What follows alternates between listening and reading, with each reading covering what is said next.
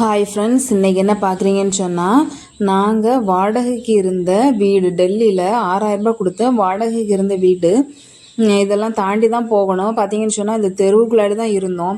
தெருவுன்னு சொன்னால் வீடெல்லாம் பின்னாடி இருக்கும். அந்த எண்டு வரக்கூடிய இடத்துல கடையாக கட்டியிருப்பாங்க. ஒன்றுலே கீழே கடை மேலே வீடு அந்த மாதிரி இருக்கும். இல்லைன்னா கடையை கட்டிட்டு ஒரு சென்ட் இடத்துல பாதி சென்ட் கடையை கட்டிட்டு பாதிக்கு மேலே தான் வீட்டில் குடியிருக்கிறாங்க. ரொம்ப நெருக்கமாக இருக்கும். இதெல்லாம் பார்த்தீங்கன்னு சொன்னால் ஒரு மெயினான மார்க்கெட்டு போகக்கூடிய வழி இது. இந்த மாதிரி தான் அங்கே எங்கே பார்த்தாலும் இது. நாங்கள் இருக்க இடத்துக்கு பேர் வில்லேஜ். அந்த ஊருக்கு பேரே வில்லேஜ். ஆனால் அந்த வில்லேஜுக்குள்ளாடி பார்த்தீங்கன்னு சொன்னால் வில்லேஜ் மாதிரியே இருக்காது. அது என்னவோ பெரிய டெவலப்பான சிட்டி மாதிரி. ஒவ்வொரு வீட்டுக்கு ஒரு கடை, ஏதாவது ஒரு பெட்டி கடையாவது போட்டிருக்காங்க. இது பார்த்தீங்கன்னு சொன்னால் பெரிய அளவில் போட்டிருப்பாங்க. இது சண்டே இங்கே வந்து என்ன பண்ணுவாங்கன்னா மார்க்கெட், இது சண்டே மார்க்கெட்டுன்னு சொல்லலாம். அந்த மாதிரி சண்டே மார்க்கெட்டு 6 மணிக்கு அப்புறம் எல்லோரும் கடை போட்டிருப்பாங்க. கடையில் பார்த்திங்கன்னா மீனில் இருந்து, அப்புறம் சிக்கனில் இருந்து, ஃபேன்சி ஐட்டம், ட்ரெஸ்ஸு, அதுக்கப்புறம் ஹெட்ஃபோனு, ஒரு சில வீட்டுக்கு தேவையான பொருட்கள், துணி, அதுக்கப்புறம் மசாலா சாதனம் திரிச்சு வச்சுருக்குது, இந்த மாதிரிப்பட்டதெல்லாம் அங்கே வச்சுருப்பாங்க. ஆல்ரெடி இதே மாதிரி நாங்கள் சண்டே மார்க்கெட் போயிட்டு வந்தோம்னு சொல்லி வீட்டு பக்கத்தில் 5 ரூபாய்க்கு 10 ரூபாய்க்கு உள்ள பொருள்லாம் போட்டிருப்பாங்க. அப்படி ஒரு வீடியோ நான் போட்டிருப்பேன். வேணால் நான் லிங்க் பண்ணுதேன் பாருங்கள். டிஸ்கிரிப்ஷனில் நான் லிங்க் பண்ணி விடுதேன்.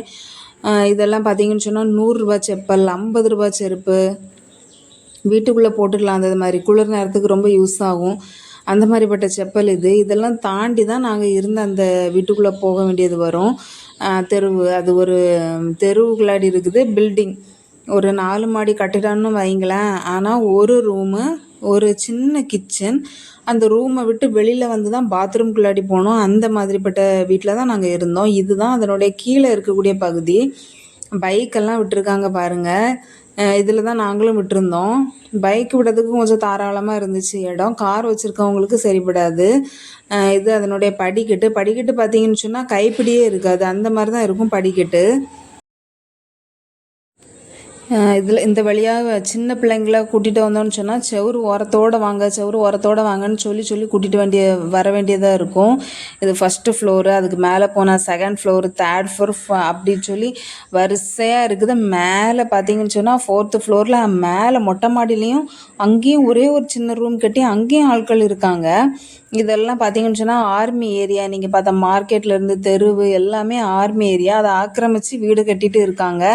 அதை ஒரு நாள் இடிக்க போகிறோம், மாறிக்கோங்க, எல்லாம் மாற்றிக்கோங்கன்னு போர்டெல்லாம் வச்சுருக்கு. ஆனால் அவங்க அதை எப்படி எடுத்துக்கிறாங்க தெரியலை. அப்படியே அமைதியாக இருக்குது. வாடகைக்கும் வீடை கட்டி கொடுத்துருக்காங்க. நிறைய பேர் குடியிருக்காங்க. அதில் நிறைய பொழைப்பு நடக்கு, கடை, அந்த மாதிரி காரியங்கள்லாம் இருக்குது.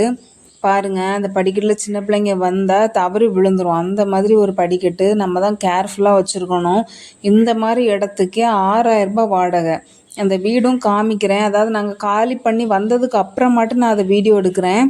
நான் இருக்கும்போதே எடுத்துருக்கணும். அப்போ நான் விலாகெல்லாம் போட ஆரம்பிக்கலை. இதுதான் பார்த்திங்கன்னு சொன்னால் நாங்கள் இந்த மாதிரி இடத்துல தான் இருந்தோம். எல்லா வீடும் ஒன்று போல் தான் இருக்கும்.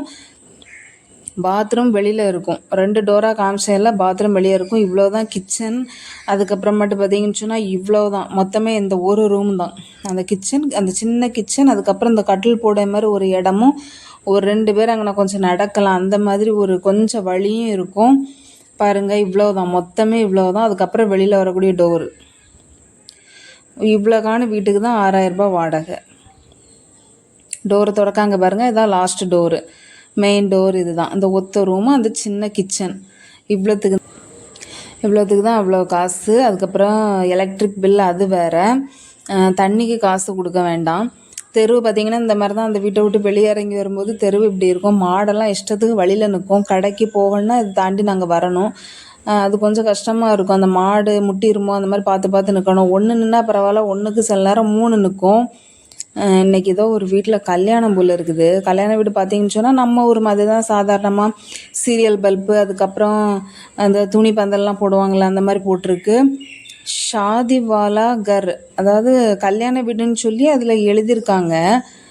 ஏன் அந்த மாதிரி எழுதி அதை குறிப்பிட்டு சொல்லியிருக்காங்க தெரியலை.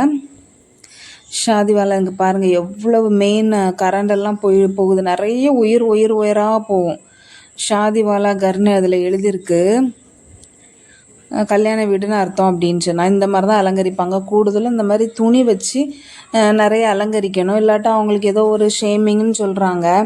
இந்த மாதிரி துணி வச்சு அலங்கரிச்சாதான் அது வந்து கல்யாண வீடுன்னு அதை ஏற்றுக்கிறாங்க. அந்த மாதிரி இருக்குது. இல்லாட்டா வந்து இதை கூட செய்யலையா அந்த மாதிரி அசிங்கப்படுத்துவாங்களாம். ஆடை பாருங்கள், அடுத்த நாள் வெட்டதுக்காக ஆடு எப்பவுமே இதில் இருக்கும்.